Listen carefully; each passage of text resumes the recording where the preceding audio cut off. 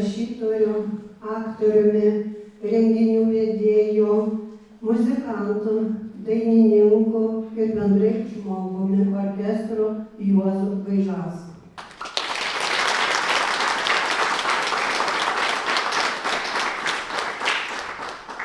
Juozas Gaižauskas, žemaitis, gimęs ir augęs Tauragėje, ten baigęs muzikos mokyklą, baigė paskui Kelpšos konservatoriją, o 91 metais įgijo aktoriaus specialybę, vaidino įvairiuose Lietuvos teatruose, kino filmuose, televizijos filmuose.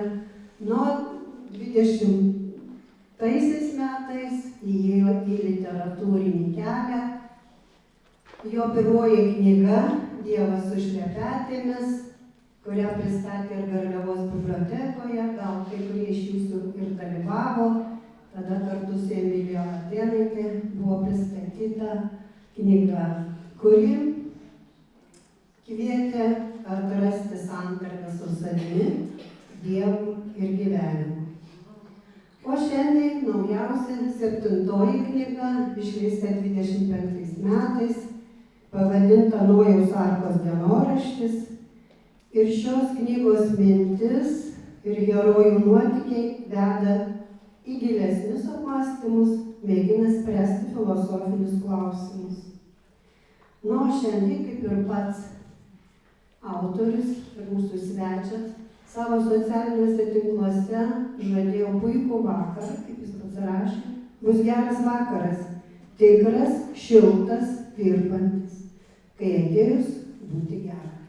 Taip, pabūkime šitoje būsenoje, kai mums visiems gera.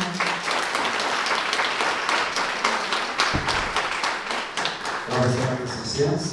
Labai džiaugiuosi, kad nepabūgote pliurzės, kuri visoje Lietuvoje daro stebuklus vakar. Vakar jinai buvo dar didesnė, sniego buvo dar daugiau, tai atvirai sakau, neištvėrė. Užsidėjau rūbus ir išėjau truputėlį pasivaikščioti, tai taip bridau per pusnis kokią 18 km gavosi man. Taip džiaugiausi. Ir taip aš nemėgstu lygiai, man reikia kalvų, o Vilniuje aišku yra, tai būčiau truputį iki dabar vaikščiojęs, bet sudemo, paskui labai įdomu, tų senybės mėgenimis man. Žodžiu, šiandien esu toks iš po vakar pasportavęs, gražiai, smagiai, truputį, ir labai laimingas, kad jūs nepabūgote tokio oro. Šiandien atvykau po 5 metų. Mėginau atrasti nuotraukas iš pirmojo susitikimo, nelabai man pavyko.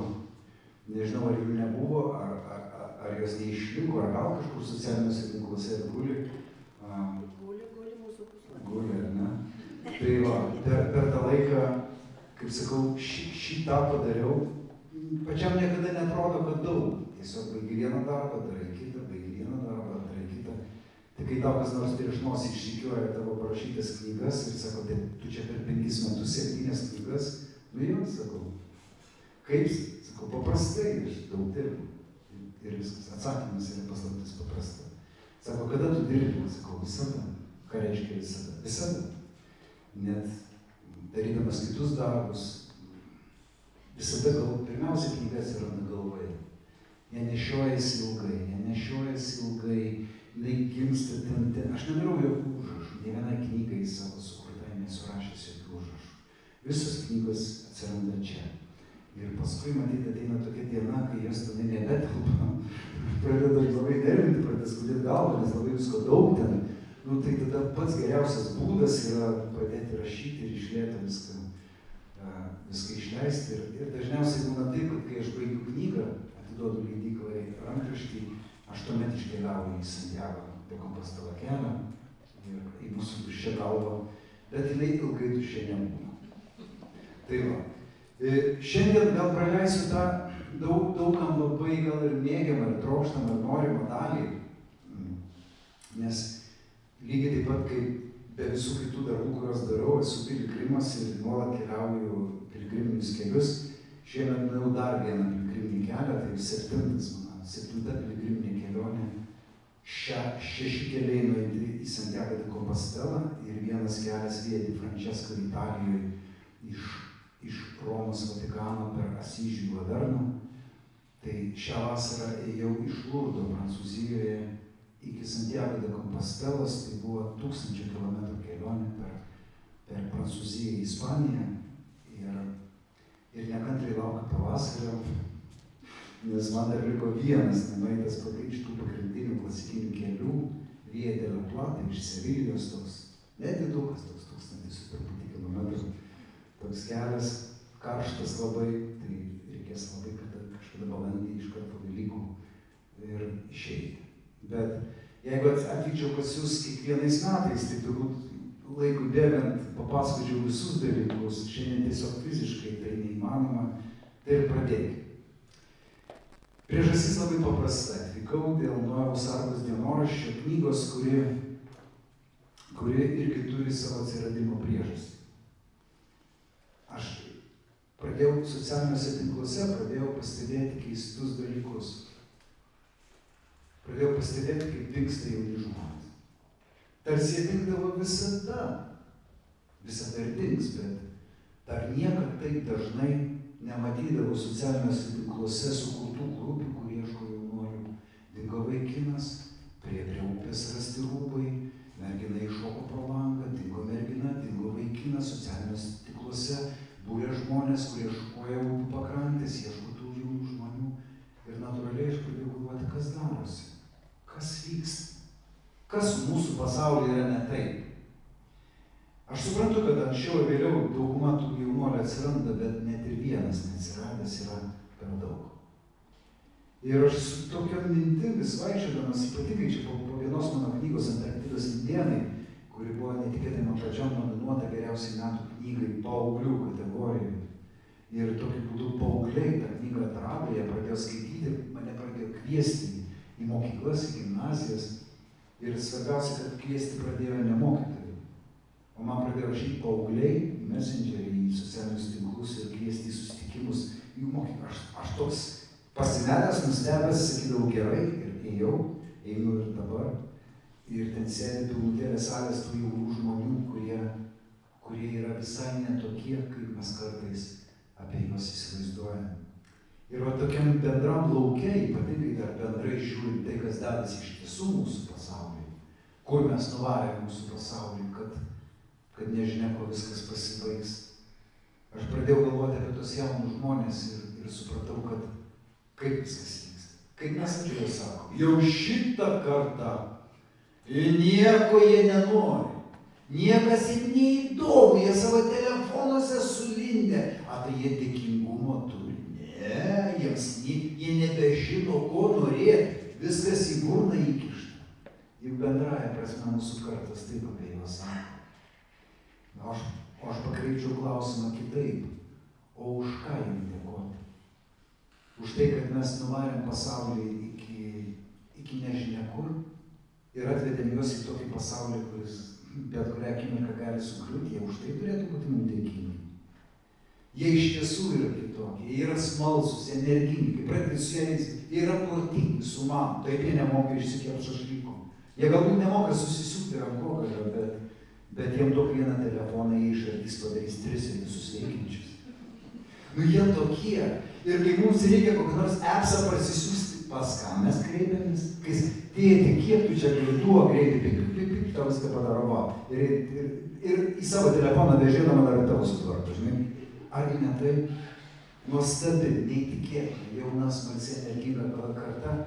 Ir aš tada sumaniau parašyti knygą apie juos. Apie tą kartą, kuri ateina šiandien į mūsų baigiamą nužudyti pasaulį ir jie jau statosi savo arką. Tik ar toje arkoje bus vietos mums? Nežinau, skaitykite knygą, gal tenai rasite atsakymus. Nojus vardas. Daugybę metų, pastarosius 10 metų turbūt pats populiariausias berniuko vardas. Sutapimas? Galbūt. Tik ar ne per daug tų sutapimų, ar ne per daug tų Nojų šiandien gimsta? Matyt, tam nėra priežastis.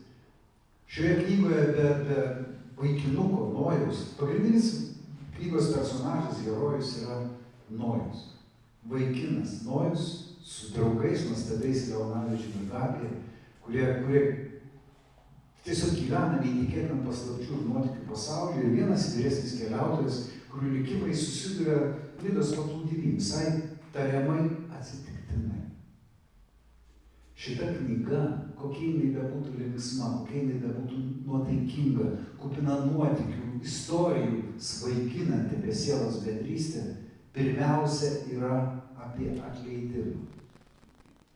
Apie vaikino nojaus galimybę, apie vaikinuko sugebėjimą atleisti už padarytus dalykus, kuriuo aš nemoku. Šiandien net nenoriu pasakoti, nes nenoriu jūsų apvogti. Norėčiau, kad jūs tai atrastumėt skaitydami šią knygą. Štai tokia yra istorija. Apie paprastą vaikinuką Nojų, kuris sugeba ne tik atleisti, bet ir duoti galimybę, šansą atrasti meilę, atrasti pilnatvę. Ir šioje knygoje yra daugybė istorinių tikrų dalykų, kuriuos verta išgirsti. Ant knygos viršelio yra 8. Atrodytų, kai kartais klausiu, sako, ką čia begalybės, sakau, ką tu čia darei, kodėl jis 8 yra. Istorija yra labai paprasta. Tai nėra turinys knygos, tai yra istorija, kurią jūs galite rasti ir kitur, bet tai yra tikra istorija ir aš su jumis pasidalinsiu. Maždaug 1952 metais Turkų lakūnas, skrisdamas virš Ararato kalnų, netikėtai apačioje išvydo, ten kaip tik buvo įvykęs žemės drebėjimas, kuris nupurtė kažkokias liekanas, apačioje išvydo keistą darinį. Laivo formos tokį darinį. Jisai skrisdamas padarė nuotrauką ir laikraščiai tą nuotrauką išspausdino ir kilo neįtikėtinas šaršalas pasaulyje. Pusė pasaulio mokslininkų šaukė, kad tai yra feikas, kad ta nuotrauka netikra, kad čia yra nesąmonė. Kita pusė mokslininkų sakė, tai negi lakūnas nupaveikslavo Nojaus arką, negi jinai yra išlikusi. Pasirodo, viskas tarsi vyko labai paprastai. Nežinia, kada įvykus tvanui, Nojaus arkai nusėdus ant Ararato kalno, su ledynais kartu ta arka slinko žemyn. Ir tie kliuvėsiai arba tie kontūrai arba tas laivas šiuo metu yra Ararato kalno papėdėje ir beje, kas įdomiausia, it net galima nuskristi ir aplankyti. Įdomu yra keletas detalių. Pirmiausiai atvykusi mokslininkų komanda nustatė, darė didžiulę ekspediciją ir su sonarais, su įvairiausiais moksliniais prietaisais tyrė tą darinį. Kas 1,5 metro tarsi laivo sijos, 150 olekčių, tokio dydžio, tiksliai tokio dydžio tiek olekčių, kaip buvo aprašyta Biblijoje. Net laivo pirmagalis matosi. Kita mokslininkų komanda atvykusi sakė, nesąmonė, pagal olekčius netitinka, Biblijoje olekčių skaičius yra kitoks, nesigauna, kiti mokslininkai sakė, bet Biblijoje yra rašoma apie egiptietiškas olektis, o tuomet viskas atitinka. Jūs neįsivaizduojate, kiek mokslinių karų vyko apie tą Nojaus arką, Nojaus Ararato kalno papėdėje. Bet yra keletas niuansų, kuriuos verta sužinoti, tai yra kaip bendras laukas, kuris papildo ir tarsi duoda atsakymus. Ten, Ararato slėnyje, kuris yra vadinamas Nojaus slėnis, šiandien jis vadinamas Nojaus slėnis, yra 8 žmonių kaimas. Jis taip vadinasi, 8 žmonių kaimas. Pasak Biblijos, po tvano būtent 8 žmonės išsilaipino iš arkos ir įkūrė 8 žmonių kaimą. Tas kaimas yra nuo neatmenamų laikų. Jeigu jūs ten būtumėt ir kokio nors dėduko paklaustumėt, arba net neklaustas, jisai pasakytų, va ten sakytų, ten Nojaus kapas. Jis buvo 3,5 metro dydžio, nes tuo metu žmonės buvo didesni. Aišku, jis dabar išdraskytas, bet Nojus buvo palaidotas ten. Jeigu jūs nuvyktumėte ten, jūs pamatytumėte inkarus, specialius akmeninius inkarus, kurie aš daug laiko praleidau prieš rašydamas knygą, studijuodamas su senovinius laivus. Pasirodo, egiptietiškuose laivuose tų senovinių laikų nebūdavo kylio.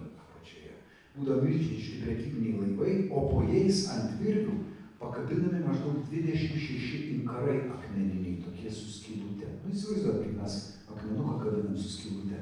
Tik skirtumas tas, kad jie sverdavo kokią toną ar 1,5 tonos. Ir kai būdavo stiprus šoninis vėjas, nes tie laivai būdavo labai nemanevringi, jie kilnodavo tos akmenys tarsi kylį ir suteikdavo laivui pusiausvyrą. Nuo Ararato kalno viršūnės iki papėdės, kur yra laivo griuvėsiai, yra išbarstyta visa virtinė akmeninių inkarų. Vienas iš jų yra pačiame, jį galime irgi pamatyti pačiame 8 žmonių kaime. Atsitiktinumas galbūt, bet atsakykite man, ką veikia daugiatoniai akmeniniai inkarai kelių kilometrų aukštyje, kaip jie ten atsirado. Šiandien mes turime knygą, kurioje rašau apie 8 žmonių kaimą. Ir kaip metaforiškai kalbant, šiandien mes gyvename 8 milijardų pasaulio žmonių kaime, kurį baigėme sudraskyti į gabalus. Štai tokia ta knyga, Nojaus arkos dienoraštis. Apie atleidimą, apie gerumą, apie draugystę, apie meilę ir aišku apie jaunatviškus nuotykius, kurių kupina šita knyga. Tai va, tokia tarsi būtų įžanga, dabar norėčiau paimti į rankas gitarą, nes šiandien turiu ir daugiau knygų, norėtųsi ir apie jas šiek tiek papasakoti, bet jos yra kartais susijusios su dainomis.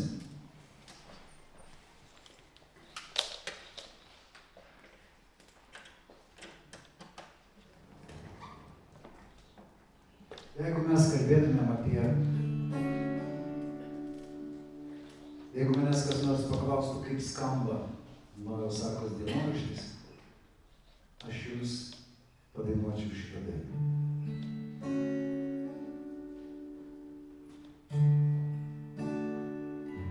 Kai dylantis mėnuo, lyg byrantis smėlį, išbarsto žvaigždes danguje.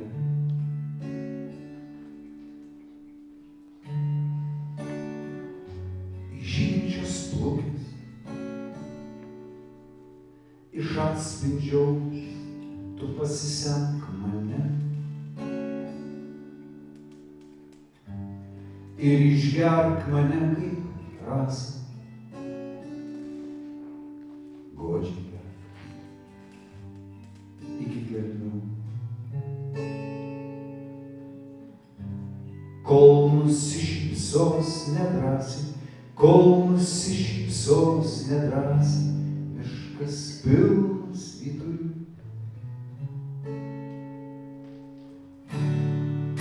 Iškylančio rūko, kavotvirk, jis tuščias tačiau nuo tavęs. Ir ilgesio toliuos, ant laimės pastovus lepiuos aš būties žiede. Ir išgerk mane kaip rasą, godžiai gerk iki gelmių, kol nusišypsos nedrąsiai, kol nusišypsos nedrąsiai, miškas pilnas vyturių.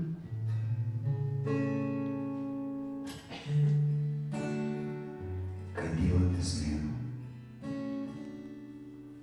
lyg byrantis smėlį, išbarsto žvaigždes danguje.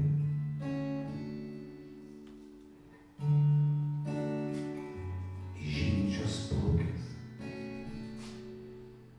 iš atspindžio upės, tu pasisemk mane.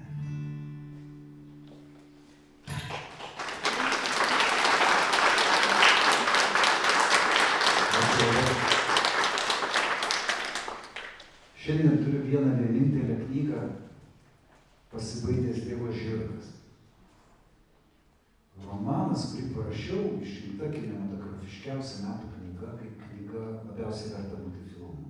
Leidėjų asociacija ir Lietuvos kinematografų sąjunga išrinko. Beje, 4 mano romanai yra išrinkti kinematografiškiausiamis metų knygomis. Šitą knygą apie atmintį, kurią bandomas surinkti iš trupinių. Taip. Aš atsimenu, kadaise, aš tai labai asmeninė istorija, bet jinai trumpa ir ilgai netruks. Mano tėtis kadaise labai sirgo prieš mirtį. Dabar jis amžinatilsį jau miręs daugybę metų, bet 2005 metais buvo pati pabaiga, jis, aišku, buvo labai daug skausmų, jisai buvo leidžiamas morfinas, daug morfijaus ir aš buvau namie Tauragėje, aš sėdėjau šalia jo ir jisai jau po visų gydymų, jau tiesiog gydymo nebebuvo, jisai dieną užmigo. Sėdėjau šalia ir žinot, atrodo, bijai net kvėpuoti, nes nenori pažadinti, nes kai miega, tai neskauda.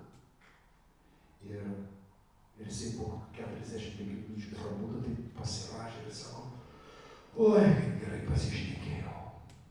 Sakau, tėtis, su kuo tu šnekėjai? Tokia su Jonu, sako. Sakau, su kokiu Jonu? Su kokiu Jonu? Su Jonu, Pauliu, man atrodo. Jis buvo miręs prieš 2 mėnesius. Ir aš tada atsimenu, žvelgiau tėtį ir galvojau, palauk, kur tu dabar buvai? Kur tu dabar buvai, kad sapne tu gali gerti arbatą su mirusiu popiežiumi, šnekėtis ir prabudęs pasakoti man apie tai. Knyga Pasibaigęs Dievo žirgas apie prarastą atmintį, kuriai tarsi iš trupiniais, tarsi mozaika, bando žmogus susigrąžinti. Pats knygos pavadinimas yra toks, kad prasmė keičiasi nuo to, kur padėsi loginį kirtį, nes kablelio nėra ir neturi būti. Ar ta knyga yra Pasibaigęs Dievo žirgas? Ar ta knyga yra Pasibaigęs Dievo žirgas? Spręsti jums, skaitysite ją. Ir šitoje knygoje yra daina. Jinai vadinasi Prie Jordano upės.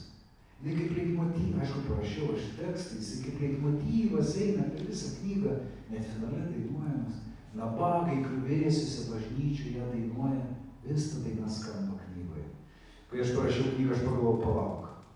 Pristatymas buvo Vilniuje Kotrynos bažnyčioje, aš atėjau pristatymą, pagalvojau, bet melodijos tai niekas nežino. Tekstas yra knygoje, melodijos tai niekas nežino. Kas man beliko, tai aš tada paėmiau ir sukūriau ją. Tai dabar jūs girdėsite dainą iš knygos Pasibaigęs Dievo žirgas su ta melodija, kurią jau dabar žinosite, kai skaitysite ją.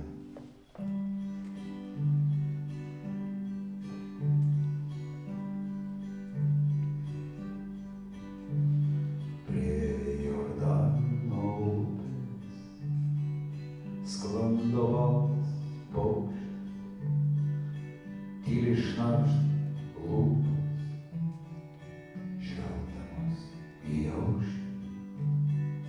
Prie Jordano upės nusiplaunu vargą ir kažkas įrašo knygų mano vardą. Prie Jordano upės patikiu, kad būsiu net tada, kai skausmas plėš mane per pusę. Prie Jordano upės atmintį užbūsiu ir kaip baltas paukštis su giesme prabusiu. Ir kaip baltas paukštis su giesme.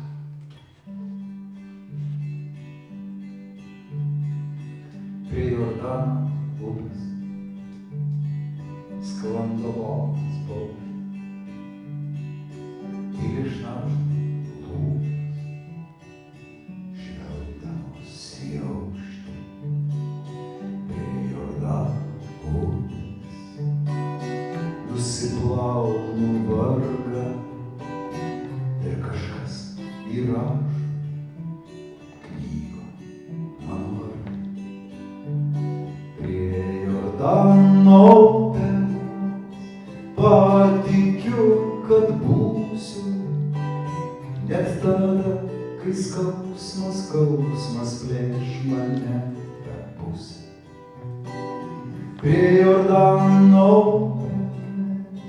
atmintį užpūsiu ir kaip baltas paukštis, ir kaip baltas paukštis su giesme prabusiu. Ir kaip baltas paukštis su giesme prabusiu.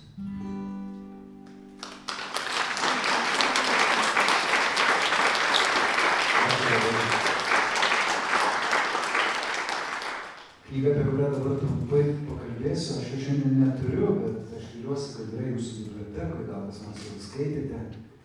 Dar vienas mano romanas Antarktidos indėnai. Nominuotas ir geriausiai grožinės literatūros knygai, išrinktas kinematografiškiausia metų knyga, beje parduotos kino teisės, galimai gali įvykti, kad bus kada nors filmas. Knyga, kurioje apie pasaulį, kuris girdi.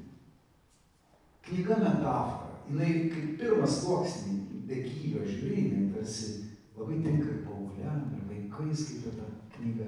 Jos atsiradimo istorija tokia, kad aš atsimenu knygyne, nes iki vaikščiojau ir užėjau vaikų skyrių. Retai aš ten užėjau, aš neturiu mažų vaikų, bet užėjau į vaikų skyrių, vartau tas knygas ir galvojau, palauk, mano vaikystė, kas mane formavo, broliai liūtaširdžiai, ar Mažasis princas. Ir aš žvelgiu į tas lentynas pilnas labai brangių, labai kokybiškai išleistų spalvingų knygų apie nieką. Ir aš tada sumaniau parašyti tą knygą, kurie galėtų skaityti ir 10-metis, ir 100-metis.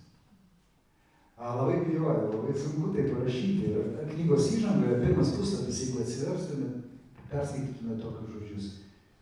Šią knygą skiriu visiems vaikams. Visiems. Negimusiems, mirusiems, seniems, jauniems, visiems vaikams. Netgi tiems, kurie neturėjo galimybės gimti. Te šviečiamiems varinio Antarktidos saulė. Tokia yra knygos įžanga. Ir knygoje, aišku, ta Antarktida yra ne ta Antarktida, apie kurią jūs žinote. Tai yra tas kitas pasaulis, į kurį mes kada nors pateksime, tarsi rojaus atitikmuo ir yra, o tie indėnai yra tarsi vedliai, vedantys mus į tą pasaulį.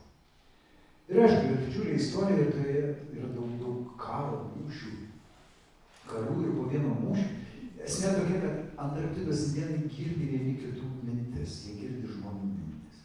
Jie atrodo kaip žmonės, jie gali sėdėti čia salėje ir jis girdi kiekvieno mūsų mintis. Ir berniukas Kleopas, pagrindinis herojus, kai jisai tampa vedliu ir pradeda girdėti šio pasaulio žmonių mintis, jisai sako, keisti tie suaugusiai. Pas mus pasaulyje vieną kalbą, kitą daro, trečią galvoja, o ketvirtą planuoja. Keisti. O Antarktidoje, ten, kur tavo mintis girdi kiekvienas, meluoti neįmanoma. Kaip tu pameluosi, jeigu tavo mintis girdi? Ir tai yra vieta, kur žmonės sako vieni kitiems tik tai tiesą. Nuostabi didžiulė graži istorija, metafora tokia ant metaforos, paprastai žodžiais, kur net kur Antarktidos dialektas arba akcentas yra matuojamas kitaip. Kaip atpažinti antarktidietišką akcentą, jis labai paprastas. Kai sako, kiek karių žuvo, atsako, kiekvieno per daug. Kai sako, kokio pločio takas, vienu žingsniu platesnis nei nukristų. Toks yra antarktidietiškas akcentas ir jame yra, toje knygoje aš parašiau Antarktidos maldą. Po mūšio Antarktidos gyventojai susirenka aikštėje, likę gyvi, ir jie visi mintyse, visas pasaulis tuo pat metu sako Antarktidos maldą. Aš norėčiau, kad jūs ją dabar išgirstumėte. Antarktidos malda. Už mirusių teisę gyventi. Už negimusių teisę gimti. Už skausme įstrigusių viltį. ir parpuolusių atsikelti, už nuskriausto kūdikio juoką, už mamos šypseną meilę, už virpančią pirmąją meilę, už draugo ranką paduotą, už išsilktą apsikabinimą, nuolankiai atleidžiamą kartą, už kiekvieną prasmės akimirką. Šiandien tariu ačiū.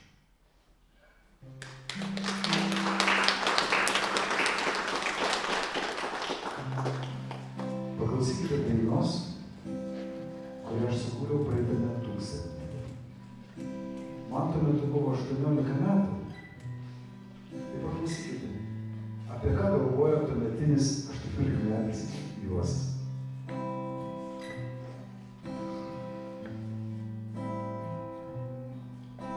Tad džiaukitės mumis doras, kada mes sekmadienį šventę traukiame mūrais, sugrįžtame po vieną ir būgštauką ir visi pareis, gražutį mėnesieną, mes tik tai juokiamės mūrais, gyverkiame po vieną.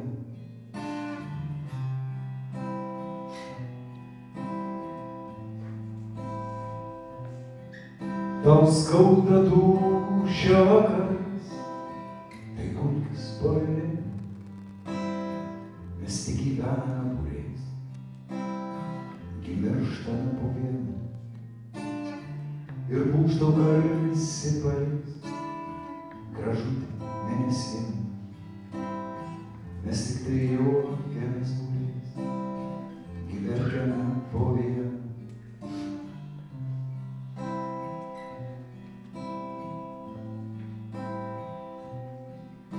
Tad džiaukitės mumis dorais ir statomais prie sienos, mes neapkenčiam jų būriais, gyvybę po vieną ir būgštauką ir visi pareis, gražutį mėnesieną, mes tik tai juokiamės būriais, gyverkiame po vieną.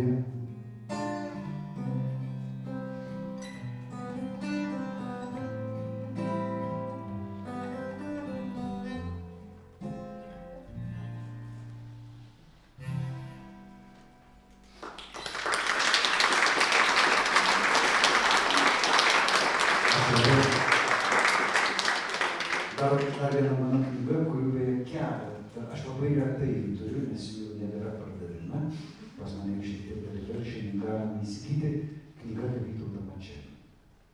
Apie žemaičių poetą, vaikinuką, kurio, kol jis buvo gyvas, nebuvo išspausdintas nei vienas eilėraštis.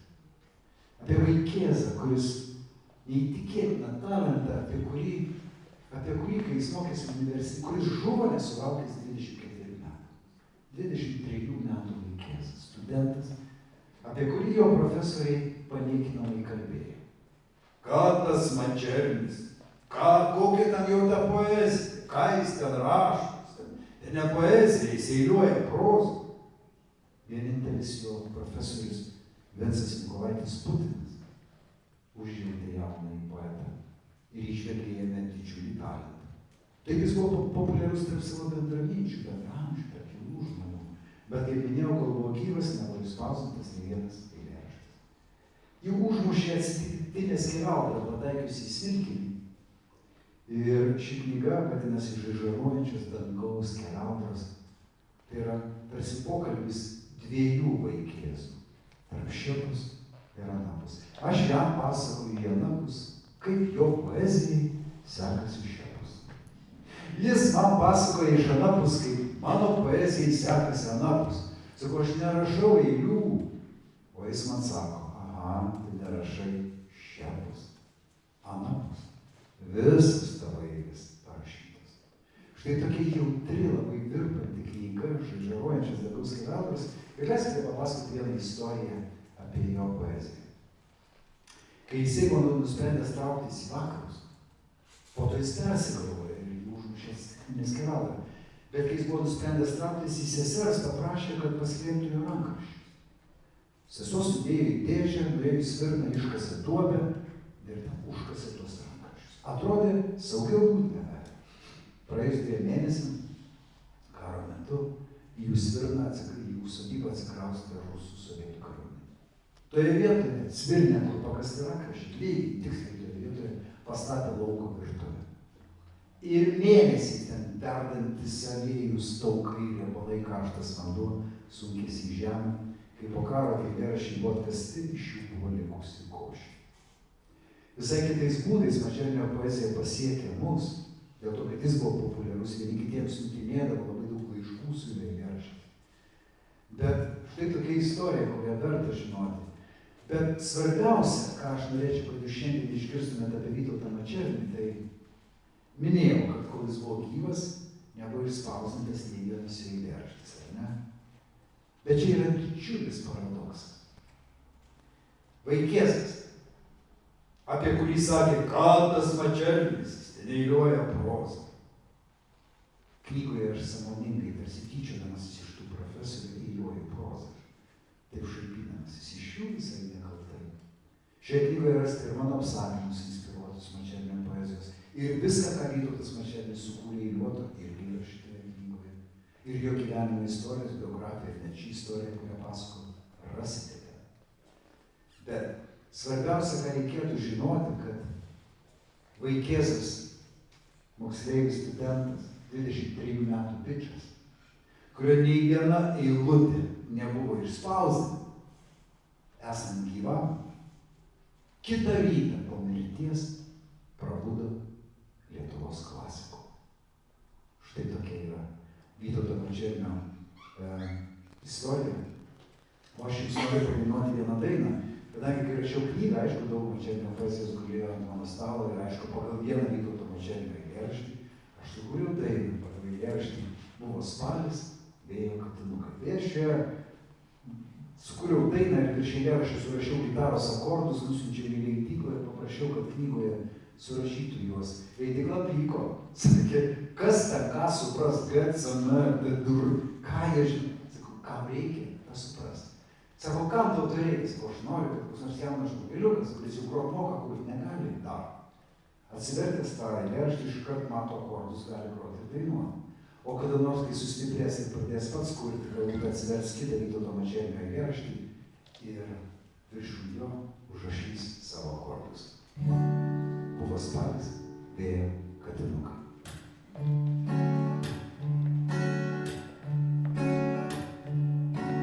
Buvo spalis, vėjo katinukai, žaidė lapais parkų takuose. Saulės lempa su stiklu nurūkusiu tyliai geso vakarą šiurpe. Tyliai geso vakarą šiurpe.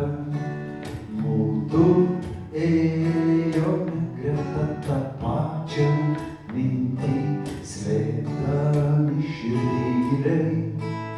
Ir regėjome kaip skečias tamsumos ateinančios sparnai.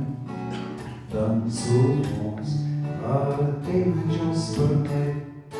Vėjo katinukai rėjo, katinukai rėjo, katinukai rėjo, katinukai sėdi sau namuos. Ir niekur nesijudini, sėdi ir ką nors mąstai. Sėdi ir ką nors vakare, slenki arčiau prie židinio ir skaitai poezijos knygas. Ir tą tylią laimę dar labiau padidini svajomis apie laimingas vasaros dienas. Svajomis apie laimingas vasaros dienas. Vėjo katinukai rėjo, katinukai rėjo, katinukai rėjo, katinukai sėdi nesijudini, sėdi ir ką nors mąstai. Sėdi ir ką nors mąstai.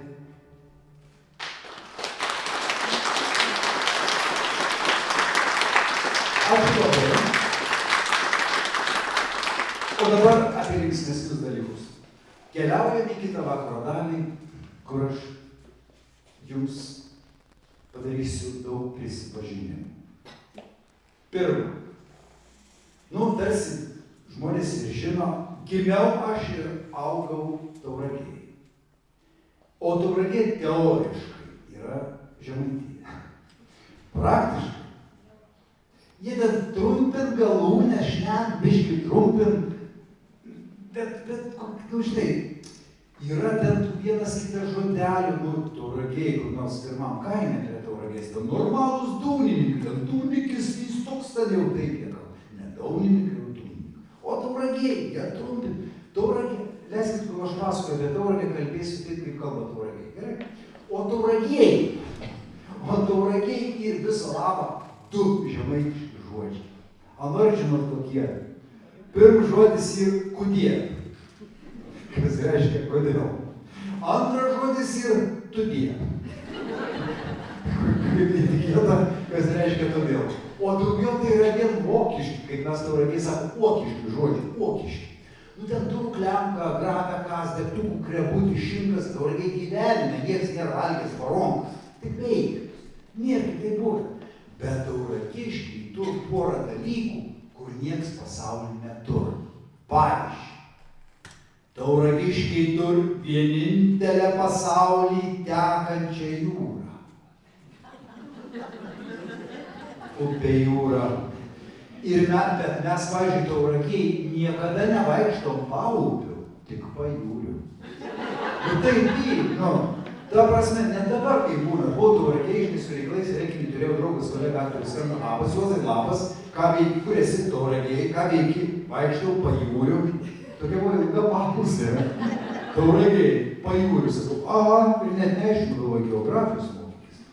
Ten pajūry yra labai graži promenada, vasaros estrada vienam gale, užtvanka kitam, ten visi pasimatymai, ten tiek istorijų gyvenimo yra įvykti. Gerai, apie tai vėliau. Antras dalykas, ką turi tauragiškiai, tai savo žodį. tą žodį jūs žinot, kartais sakot, bet tauragiškis įsaka visur ir visada. Sakinė pradžioj, sakinė pabaigoj. Jeigu tauragiškiui uždraustų sakyti šitą žodį, jis tylėtų. Nes be to žodžio neprasideda kalba. Tas žodis ir de. Tai kaip tauragiškiai kalba? De. Nuėjau parduotuvę, nusipirkau duonas ir grįžau namo. De. Kodėl reikia pradžioje galę sakyti tave? Aš nežinau. Bet kartais Vilniuje, žinai, eini Vilniuje, kalba už nugaros gražiai lietuvių kalba de. Tauragiškis, supranti, žinai, iš karto. Čia yra toks kaip, žinai, kur kaip antspaudas. Ir su to de, visi taip tauragiai taip kalba ir taip šneka, taip kaip dabar aš kalbu visi. Ir aš gyvenau pačiam Tauragės centre, pačiam Tauragės centre. Ir kaip aš pykdavau, kaip pavyzdžiui, kur nors nuvažiuodavau į Skuodą kokią, į Telšius, kokią vaikų stovyklą atvažiuoju, iš kur esi? Iš Tauragės. Ai, tai tu ne žemaitis. Aš dar apsisnukį būdavau. Ką reiškia ne žemaitis? Mes dūnininkai, vaiks. Mes dūnininkai, jūs daunė. Tai pykdavau, žinai, taip, taip įsivaizduojat, kaip žemaitis. Bet žinot, kai užaugau, nustojau pykti. Kodėl? Todėl, per papasakas. Važiavau, mano draugas polisiavus Papiai, Latvijai, prie jūros. Ir aš važiavau kažkaip į Ventspilį ir sumaniau, kad jie aplankysiu. Jisai man skambina, jis palapiniai gyveno, tokia vėjota diena buvo, skambina man, sako, klausyk, Juozai, tai šalta, sustok kur nors nupirk man butelį brendžio. Sakau, gerai, kokiam Skuode sustosiu, nupirksiu. Sustojau Skuode, užeinu į parduotuvę ir pardavėjai sakau, aha, laba diena, duokit man šitą butelį brendžio. Ir man pardavėjai sako, ir ką tas akcijas į? Ką sakau? Ir tai žiūri kaip į turmėną. Ir tam tas atsisik. Aš iš trečio karto išsiverčiau. Ai, imk tan uns ant akcijas į. Ji gero man norėjo, pigesnį siūlė, kuris ant akcijų. Ir tada aš supratau, tai čia aš tauragiškis iš 3 karto. O Vilnietis jau seniai būtų manęs, kad Latvija yra nustaupyti. Tai va, aš gimiau tam centre Tauragėj ir kaip būdavo tais laikais, kas pamena, tai prisimins, mano laiptinė, aš gyvenau 1 aukšte. Aš ten gyvenau reikšmingą savo gyvenimą dalį iki 3 metų. Ir aš ten eidavau žaisti, buvo mano laiptinė, o šalia laiptinėje buvo blaivyklinė. Kieme. Spėkit iš 3 kartų, koks pagrindinis buvo mano vaikystės žaidimas. Latrai į milicininkai. Ir svarbiausia, kai žaisdavo, nieks nenorėdavo būti milicininkas. Visi norėjo būti latrais. Kudie, kad latrų žaisti įdomu, o milicininkų ką, gaudyk tą latrą, kam įdomus. Tu aš gitarą tik pasidėsiu. O latrą žaisti paprasta, apsisuki kiek gali, ne keletą kartų galva apsvai. Mes prisižiūrėkom ir dainuoji la la la la la la. O tas milicininkas turi pagauti ir nuvesti į blaivyklinę, tai yra namo. Šiandien už tokius žaidimus vaikai šeimos atinka, ne? O tada normaliai. Paskui, kai aš jau gerokai paaugau, buvo man 4 metai, Tauragėj pradėjo statyti mikrorajoną. Mūsų namas 5 aukštai 6 įėjimų buvo vienas iš pirmųjų. Tie namai tyga viens po kitą. O ten buvo mano Disneylands. Statybos, statybiniai šoviniai, kaučiuks, karšta verdantis smala. O gerai, saugodavo tą statybvietę, žinai. Bet tai, žinai, mes į senis vadindavom, žinai, sargą. Senis! Visi bėgam, žinai. Bet mes jau po poros mėnesių žinom visą senį darbo grafiką. Kada jis dirb, kada pietau, kada su latrais savo gerb, mes mintinai žinojom ir jau ten žinodom, kada į tos statybas galėdom eiti žaisti. Tai būdavo. O įdomiausia būdavo, kai atvažiuodavo, žinai, naujakuliai, įsivaizduoja, 5 aukštai 6 įėjimų ir atvažiuoja daugybę mašinų. Ir mes tokie patys kiečiausi pasaulyje bičiai 4 metų tokie dalykai. Tas mergaitės nužiūrinėjai, žinai, o su to taip kulė žaisim, žinai, graži, ne, graži. Ir aš toks, taip, norėjau gal prieš juos pasirodyti, man ta patik mergaitė. Patik, tai pakalbinu. Ir žinai, ir ėjau, einu prie tos mergaitės, o tada, kai ėjau, sužinojau, kad su mano vardu ne kažką. Iki tol aš maniau, kad mano normalus vardas. Man buvo 4 metai, kiek gražių, aš priėjau prie mergaitės. Labas. Kuo tu vardu? Gabrielė. O tu? Juozas? O iš tikrųjų. Va tada aš supratau, kad su mano vardu yra ne kažką. Labai ne kažką. Ir ta prasme, su vardu dar kaip su vardu, su pavarde. Tuo Gaižauskas. Tuo metu tėvų populiariausia, kas buvo Jurgio Gaižausko kaimo kvartala. Grok Jurgelį. Didesnės gėdas mums negalėjo būti, mes kaip pergalės klausėm, o čia grok Jurgelis vaikelius su šiaulinėm skrybėlėm. Aišku, tėvam patiko, mes už galvos, ne kaimas, ta prasme. Žaidė futbolą žaisti, ten su vaikai žaidė futbolą į vartus nepataikai. Tik varyk į savo kapelą į grok tenai. O tokia buvo nelengva ta vaikystė. Bet mes tenai kiek žaidimų susigalvodom. Įsivaizduojat, 5 aukštis nams pastatyts. Tai balkonai tik nėra turėjau. 5 aukštis arba 9 aukštis. Nuvarai į tą namą, žinai, man nereikia į darželį, vaikai išeina į darželį mokyklą, aš 4 metų, žinai, išeinu į lauką, pasižiūriu, senis su latrais dabar turi gerą alų, tai tada galėjai žaisti statybas. Nueini, senė nėra, ką? Aš iš 2 aukštą susiradau, įsivaizduoju, 4 metų piplys. 2 aukštas. Apačioj smėliuką. Paskui nuobodu pasidarė. Kitoj vietoj susiradau tokį vietą iš 2 aukšto ir apačioj cementinis rentinys. Į vidurį pataikyti. Aš žinokit, suaugęs tėvam nepasakoju. Aš galvoju, vis tiek pražiau. Vis tiek. Ir kaip mus biškiai žaisdam gaudynės, mus išgaudydavo, ne? O kaip, žinai, mano draugelis pribėga jūsų žiek, biškiai yra bailiai. Supranti, jie greit išgauda, kai lygioje vietoje, o jie bailiai, mes varom 5 aukštą, ne?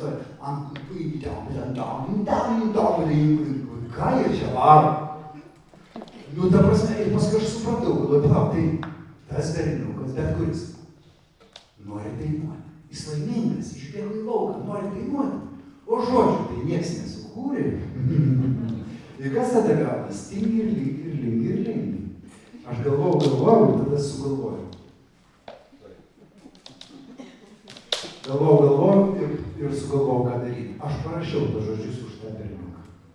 Aš padainuosiu dainą apie tai, ką jaučia tas berniukas, kai gyvena Tauragėj rajone.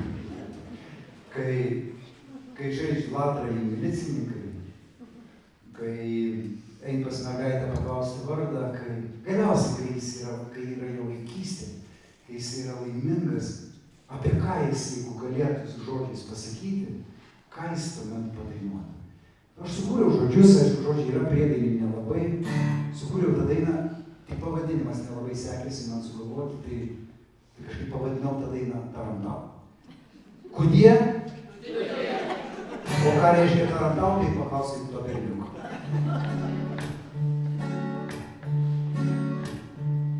Aš semiuosi iš savo vaikystės tą virpančią galią, pasikėlęs ir sėdęs aukštyn, lygi dangaus. Ir visai nesvarbu, kad už lango rugsėjis ar spalis ar netgi vasaris, aš dainuoju šią dainą be žodžių ir kas man uždraus. Tarantau, tarantau, tarantau, tarantau, aš dainuoju dainą šią tik sau. Tarantau, tarantau, tarantau, tarantau, aš dainuoju dainą šią tik sau. Ir su šypsena sveikinu saulę ir sveikinu lietų, ir savo vaikystės svajas visiems dalinu. Kartais laimės tiek daug trūksta žodžių, geriau patikėti, bet dainuoju šią dainą be žodžių ir kas man uždraus. Tarantau, tarantau, tarantau, tarantau, aš dainuoju dainą šią tik sau. Tarantau, tarantau, tarantau, tarantau, aš dainuoju dainą šią tik sau. Tarantum, tarantum, tarantam, tarantum, aš dainuoju dainą šią ir jums. Tarantiem, tarantiem, tarantam, tarantiem, aš dainuoju dainą šią visiems.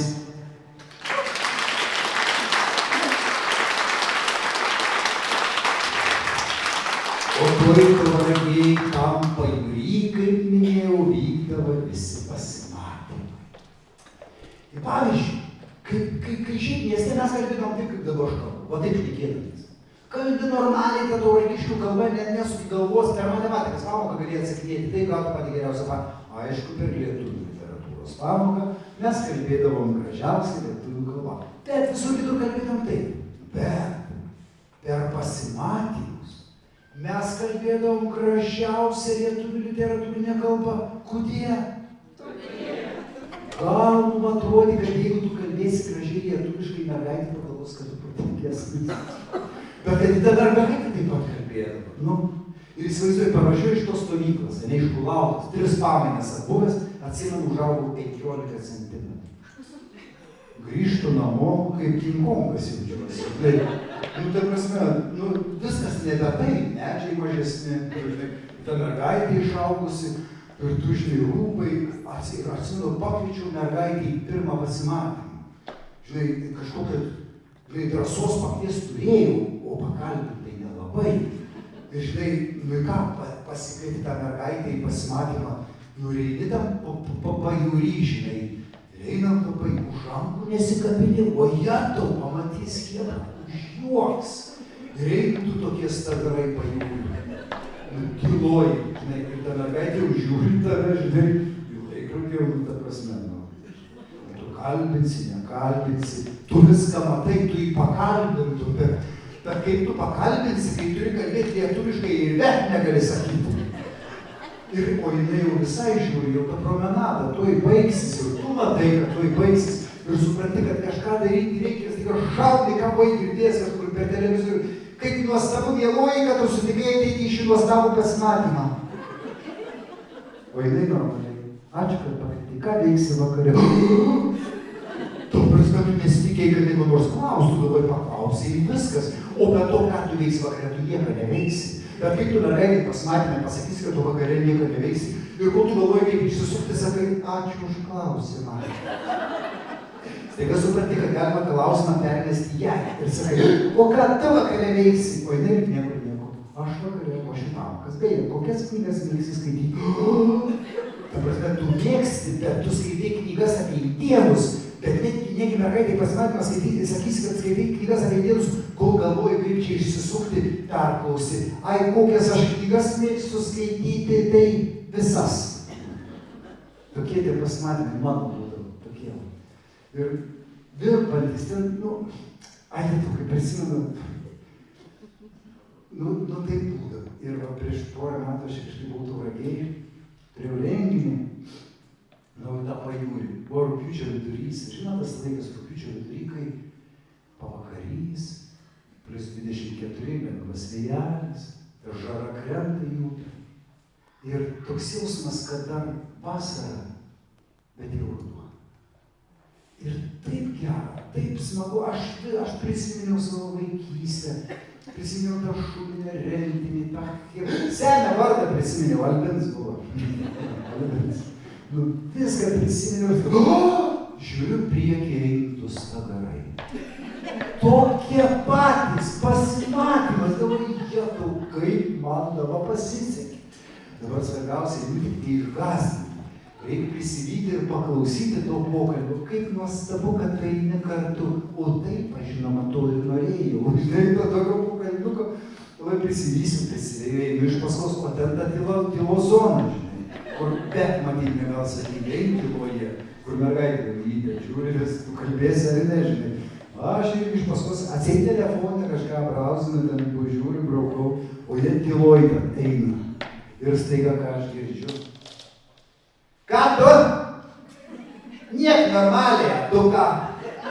Ką vakare? FP, o tu Insta, o.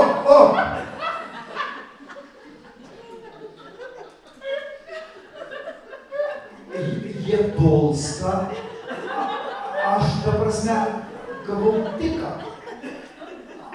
Aš neturiu nei ką pagalvoju, ne, aš suprantu, aš žinau, kad jie dabar taip kalbasi, aš žinau, kad susirašinėja, tai jie dabar surašosi, jeigu jie nori prašyti sakinį susitinkant pirmadienį, tai žinau, kaip jie prašys, ir klaustukas.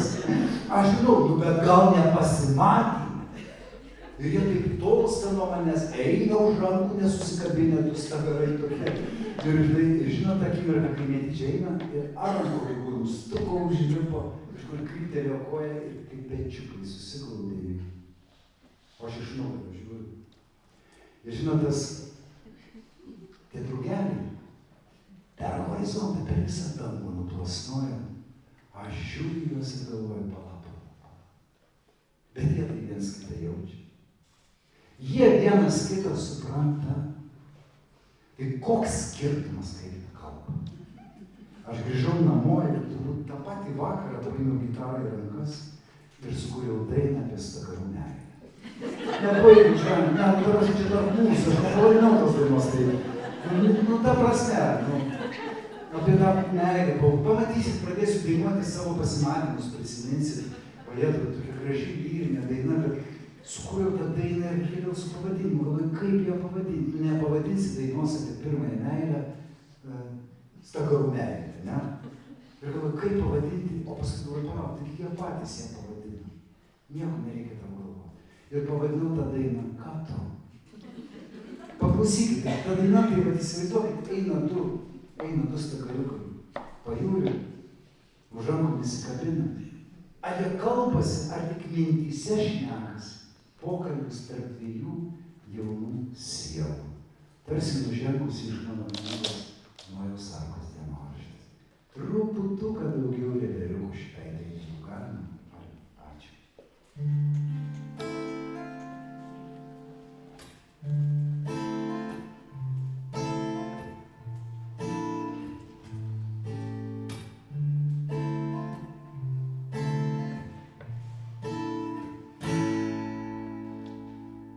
Ką tu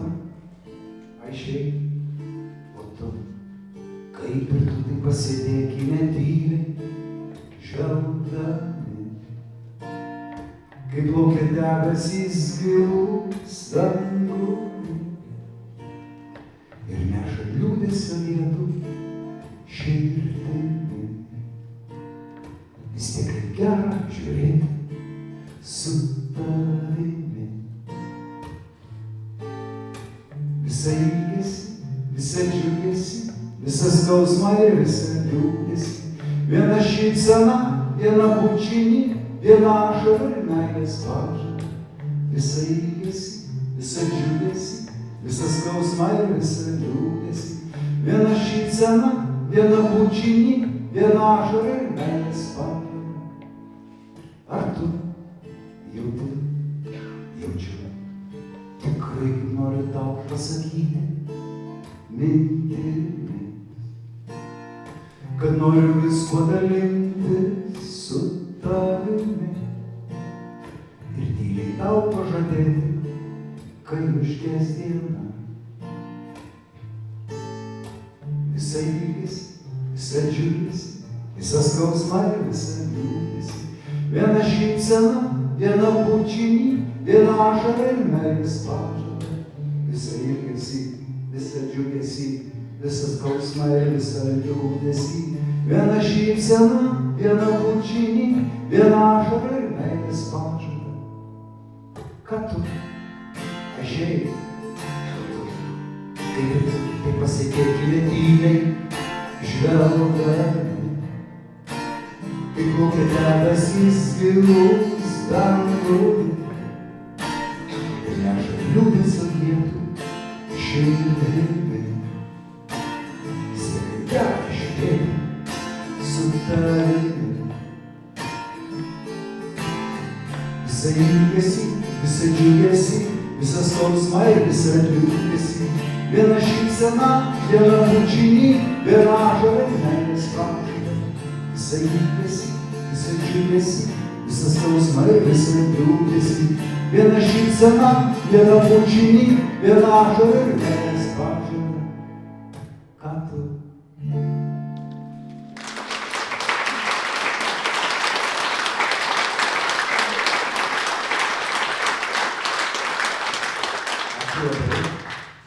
Daina, kurią dabar padainuosiu, man reikės jūsų pagalbos.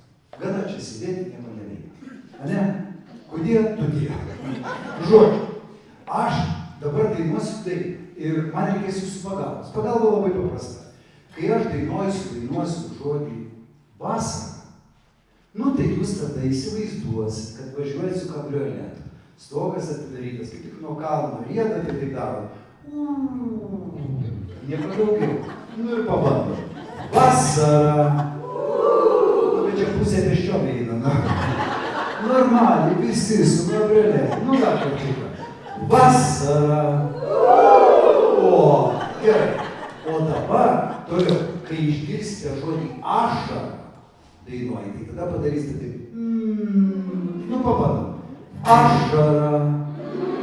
Vat kaip keista, vat ašarų su lietuviais repetuot nereikia. Kart gaunasi, ne? Gerai. O kai išgirsite dainuojant, kai aš pasakysiu tokį išsireiškimą, paruoškit rankas, taigi žinosit, ką daryti, ne? Dabar taip, kadangi dainos metu būsite labai užsiėmę, ne? Ir tada nelabai girdėsite, apie ką aš dainuosiu, nes jūs lauksit, kur ta ašara ir ta vasara, ir kur tas kabrioletas.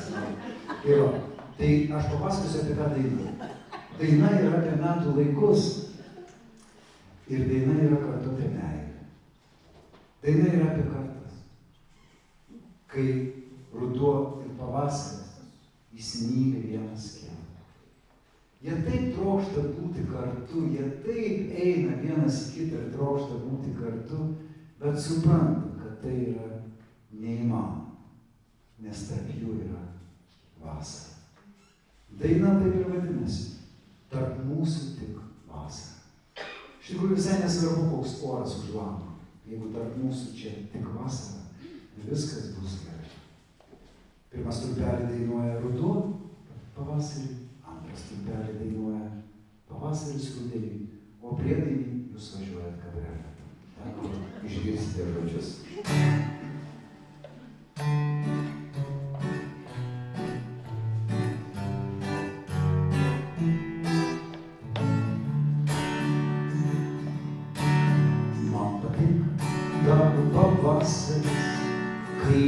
vakarai ir prabundau paukštį, kaip ištirpus žiema, jau atrodo kaip pokštas, tam tam tarara.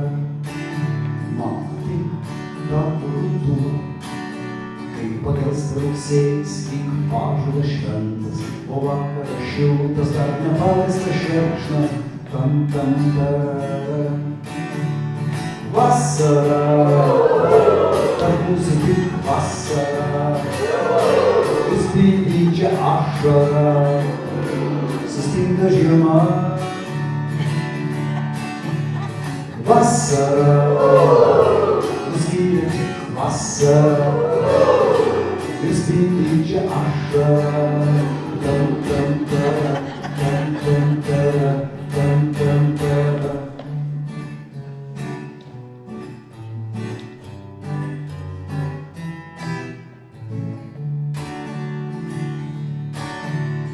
Tik tavo tyla, kai klausaisi su šypsena šių mano žodžių, kai žiūri į mane, daug giliau nei atrodo, tam tam tarara.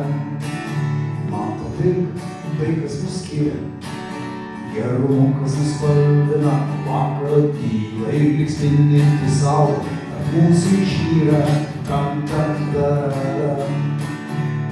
Vasara, tarp mūsų tik vasara, vis spindinčia ašara, sustinga žiema.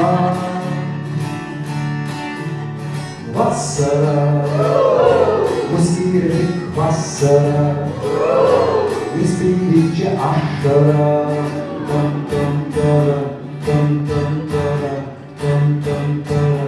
Vasara, tarp mūsų tik vasara,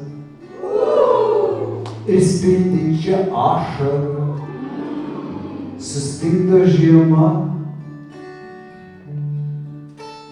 Vasara, matyt, nacionaliai šalies, mus skiria tik vasara,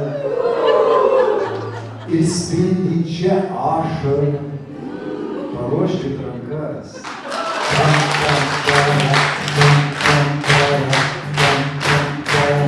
Vasara, tarp mūsų tik vasara, vis spindinčia ašara, sustinga žiema.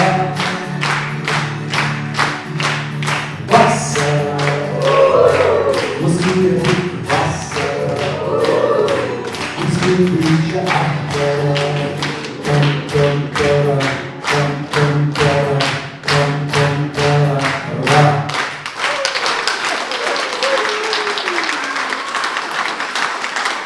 Ja, visi sako gerai dalykai. Visi sako. Gerai, ačiū. Papasakosiu jums istoriją, labai svarbią mano formavimas kaip rašytojo. Išklausysit, gal ir jūs tapsit rašytojais. Juokauju, po tokia istorija iš mano gyvenimo. Žodžiu, mano draugas,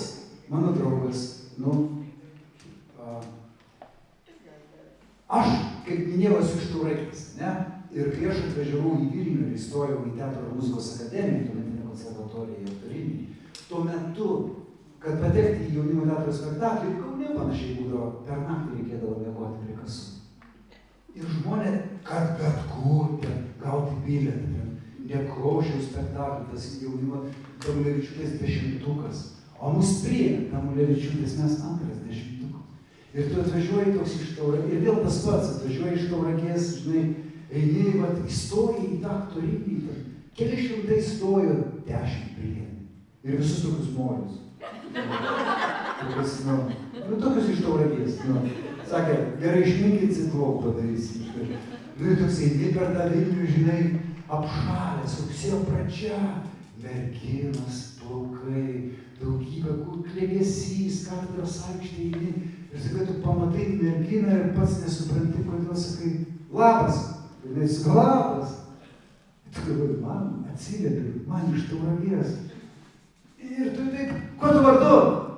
Gabrielė, o tu, ai nesvarbu. Jau išmokai pamoką, žinai. Nesvarbu. Klausyk, susitinkam, ką? Ir jinai lyg niekur nieko. Susitinkam. Tu stovi, per kūną tarsi elektra eina ir sakai, kada gali? Sakau, galiu. Gali antradienį 4. Ne, 4, sakau, negaliu. Dar į 4 paskaitus galėčiau 4:30. Gerai 4:30, nors tau paskaitus iki 6. Kur susitinkam? Tai čia, prie katedros bokšto, prie laikrodžio. Aha, ir jau taip vaidinėjo, tu ateisi. Man atsisuko. Aišku, ateisi. O tu stovi visas kaip elektros krečiamas. Ateina tas antradienis, ta 4:30. Tu ateini 3. Vaikštai, čia į laikrodį žiūri ir ten į laikrodį. Ateina tas 4:30, jos nėra. 5, jos nėra. 5:30, jos nėra. O tu lauki. Va šiais laikais, dabar galėtum nelaukti. Va šiais laikais niekas nebelaukia. Šiais laikais, netei, nebelaukia. O anais laikais privalėjai laukti. Kodėl? Žinoma. Tu dėka. Anais laikais, jeigu tu pametei merginą minioje dideliame mieste, visai tikėtina, kad tu jos daugiau gali gyvenime nepamatyti. O šiais laikais yra internetas, gali sugūglinti, yra socialiniai tinklai, vis tiek kažkaip jinai tu ją išgūglinsi, ar ne? Nu taip yra. O jinai 6:30, jinai ateina lyg niekur ir sako, labas, seniai lauki. O tu nežinai, tik ką atėjau. Taigi taip būdavo, taip sakydavo.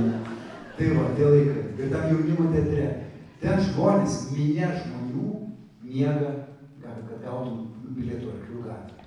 O tu iš Tauragės eini per tarnybį ir Vladas Bagdonas tau sako, labas juos, ir tau keliai sulinksta. Va toks buvo laikas. Ir tuo metu jūs tie aktoriai kaip pusdieviai kokie, žinai, aš spektaklį Kvadratas mačiau 46 kartus. Todėl, kad mūsų dėstytoja, Dalia Tamulevičiūtė, mums paskaitos vyko ten, mes turėjom, aišku, aš sėdėdavom laiptukų, nes vietų nebūdavo, visus spektaklius mačiau 10 kartų. Nes mums paskaitos nebūdavo. Ir įsivaizduokit, o teatre tuo metu dirbo toks Antanas Sudys. Ką jis dirbo? Visai nesvarbu. Bet jį visi žinojo. Nes jo pareigos buvo viską žinojo. Ta prasme, kaip koks sugadėlės vedėjas, ar kaip kažkas. Įsivaizduojate teatre, dabar 45 spektaklių repertuarė, ne? Kiek dekoracijų, jos gabalais išardytos 3 angarai, prikrauti per 3 aukštus. Nu gerai, o ten smulkus kažkokie rekvizitai, dėžėse, kiekvieną spektaklį, nu gerai, rūbai, keli ten rūbinės iki horizonto paviljonų. Ir einamur su dubleriais kostiumų.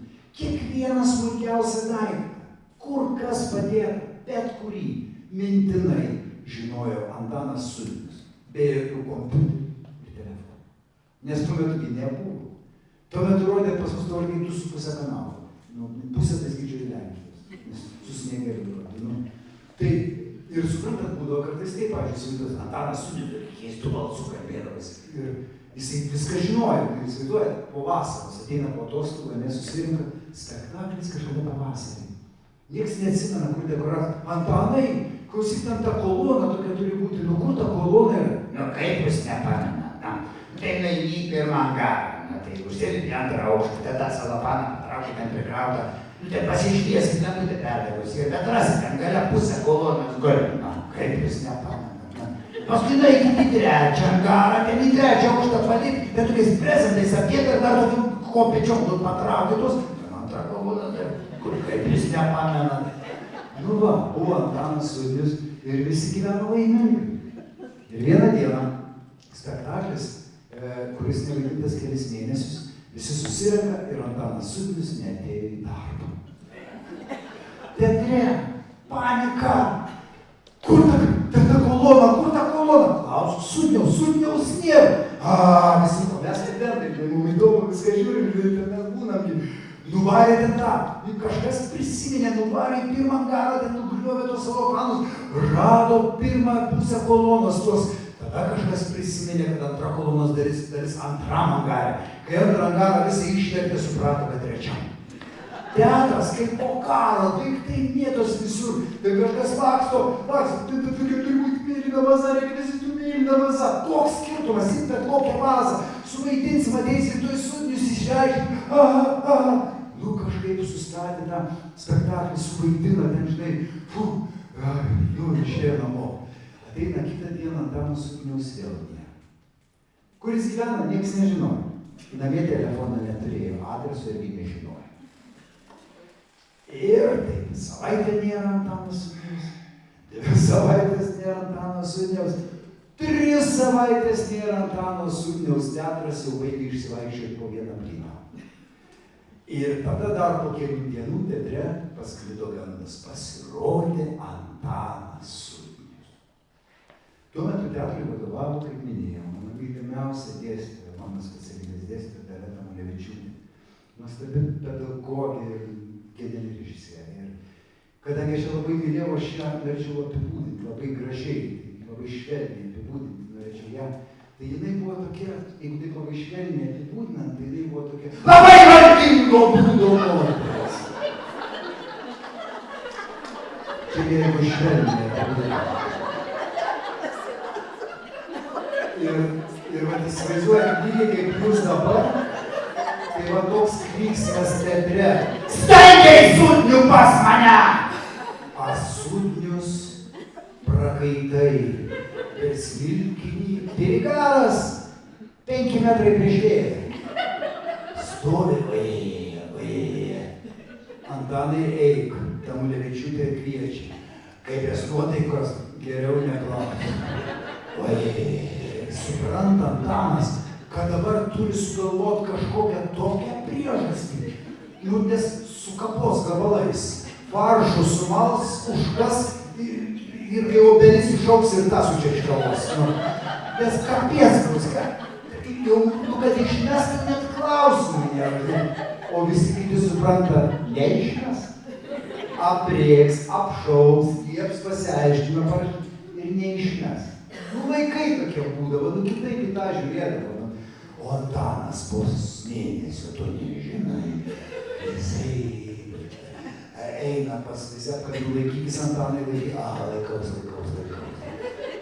Ten dabar šitas kabinetas trečiam aukšte Arklių gatvėje viršuj buvo toks mažutis, stovaliai tokie pabeldžiai duris.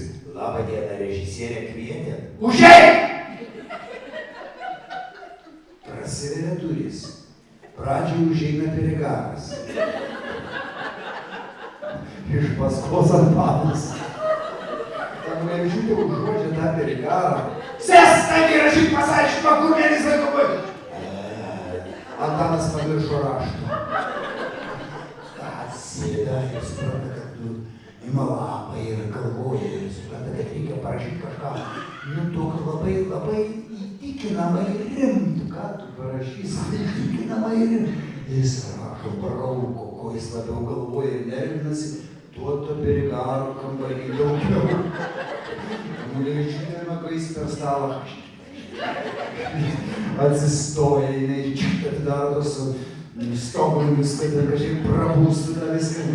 Antanas ima antrą lapą, brauko gniaužo, trečią lapą galiausiai kažką surašo ir sako, režisierė baigiau, jau galiu eiti. Eiti, melagis, dar sematytų! Antanas išėjo, bet Dirigaras liko. Ir mačiau Tamulevičiūtė savo studentų pasakojimą. Išėjo, sako, tai gal, ką, aprėkiau, apšaukiau, taigi šiaip geras darbuotojas, žmogus geras. Ir viskas, taip pasiaiškinau parašyti, išėjau, sako, pravėriau tos langus, kad išpūstų. Ir pasėmiau to pasiaiškinimą, jau norėjau dėti į papką ir sako, man staiga tokia mintis į galvą. Kaži, ką jis ten parašė? Sako, aš atsiveršiu tą lapą, o tame lape parašyta. Antano Sudniaus pasiaiškinimas. Aš,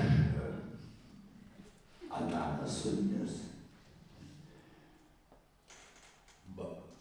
balandžio mėnesį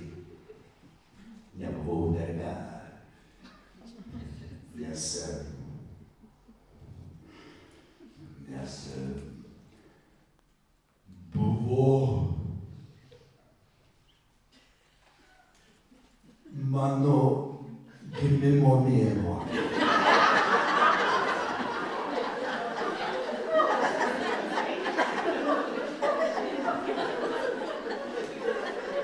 Daina, kurią dabar jūs padainuosiu,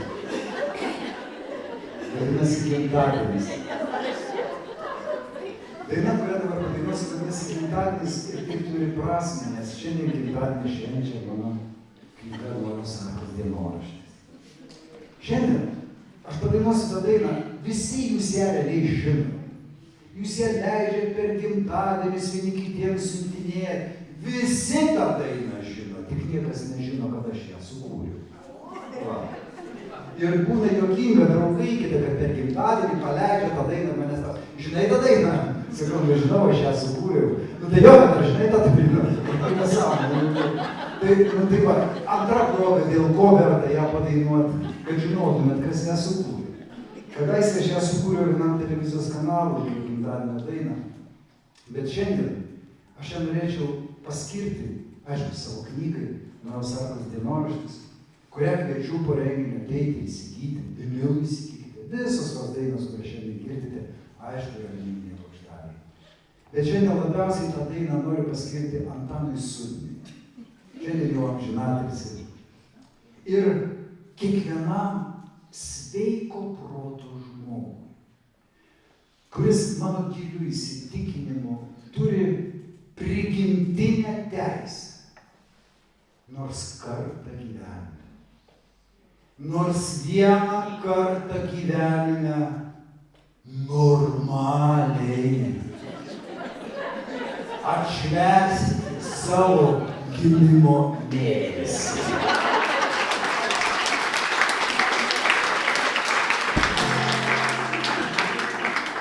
Gimtadienis įvėjas iš kalnų,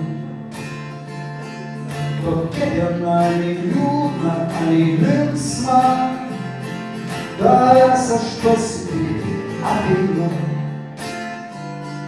Gimtadienį jau kažkelintą, tavęs aš pasitikti ateinu. Gimtadienį jau kažkelintą, visos dienos geros, bet šitą geriausią. Visos dainos gražios, bet šitą gražiausią. Vien tau išaušo, vien tau dainavo. Ne šitą dieną yra tik tavo. Gimtadienis praeivis vietuje, pasikalbėk, pakalbink, mokyk. Ir keistas jausmas apima tave, nes ši diena tikrai yra kitokia. Ir keistas jausmas apima tave, nes ši diena tikrai yra kitokia. Visos dienos geros, bet šitą geriausią. Visos dainos gražios, bet šitą gražiausią. Vien tau išaušo, vien tau dainavo. Ne šitą dieną yra tik tavo. Dabar reikės man visų pagalbos. Visos dainos geros, bet šitą geriausią. Visos dainos gražios, bet šitą gražiausią. Vien tau išaušo, vien tau dainavo. Ne šitą dieną yra tik tavo.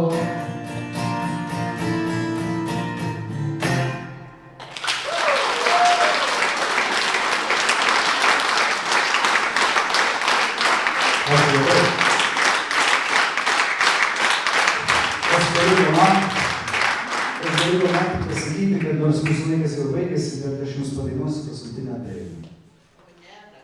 Nu, nesako.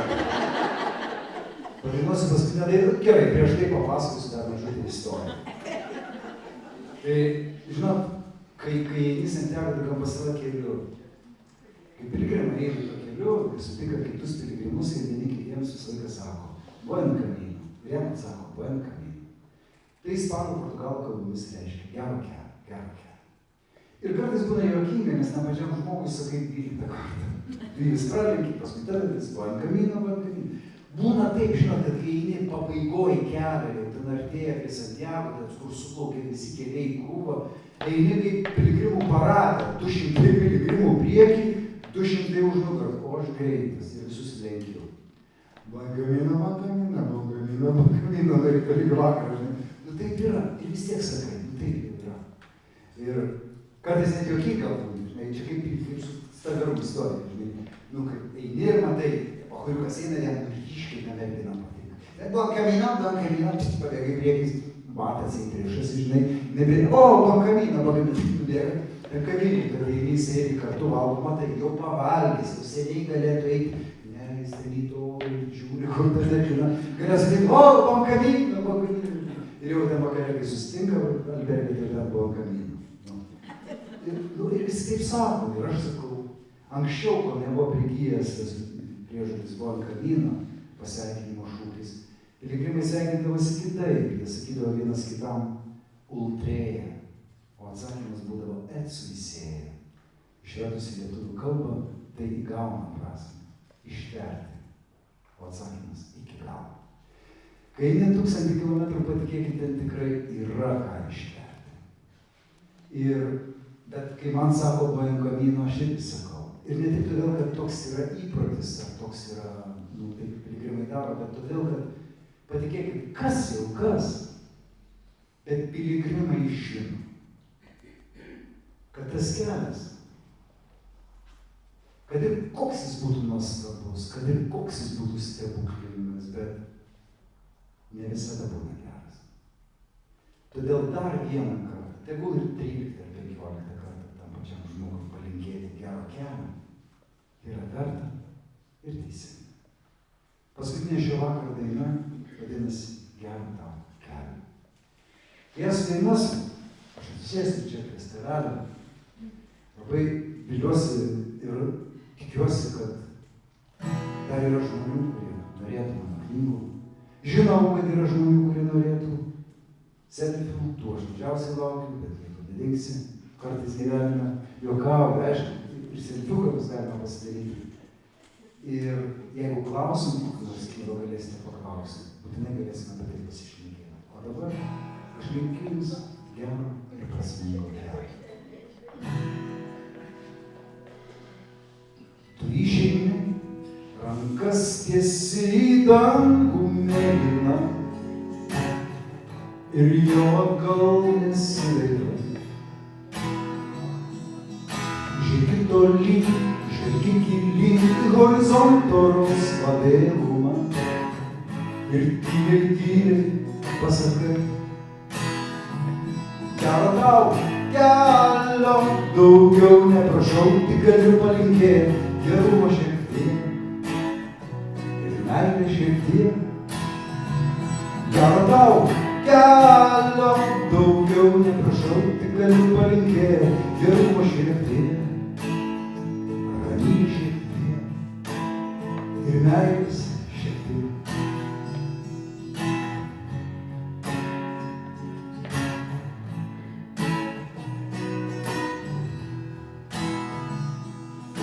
Prisimeni savas mintis apie pasaulį daugumą, kurio tu niekad nematai.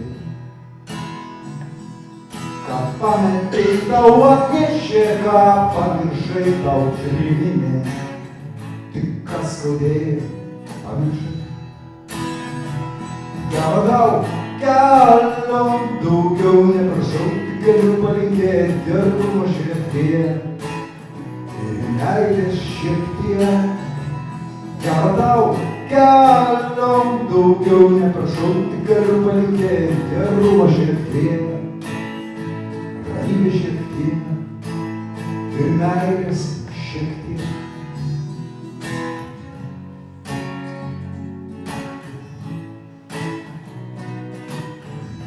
Ačiū Jums, mylėjai, kad šiandien taip gausiai čia atėjote.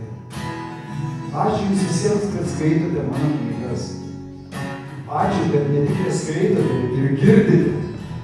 Labai džiaugiuosi, kad Jūs šiandien taip gausiai čia susirinkote, nepaisant tokiam blogam orui. Labai labai džiaugiuosi vėl būdamas čia, Kauno rajono viešojoje bibliotekoje Garliavoje. Linkiu Jums gražaus likusio rudens, gražių šventų kalėdų, naujų metų. Ir svarbiausia, linkiu Jums gero kelio.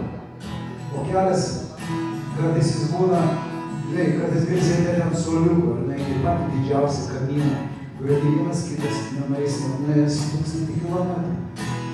Kągi, kviečiu užsukti čia į mano kampelį iškart po šios dainos, o tiems, kurie skuba, tiesiog dar paskutinį sakau. Gero tau kelio, daugiau neprašau, tik galiu palinkėti gerumo širdyje ir meilės širdyje. Gero tau kelio, daugiau neprašau, tik galiu palinkėti gerumo širdyje, ramybės širdyje ir meilės belekiek. Ačiū Jums labai.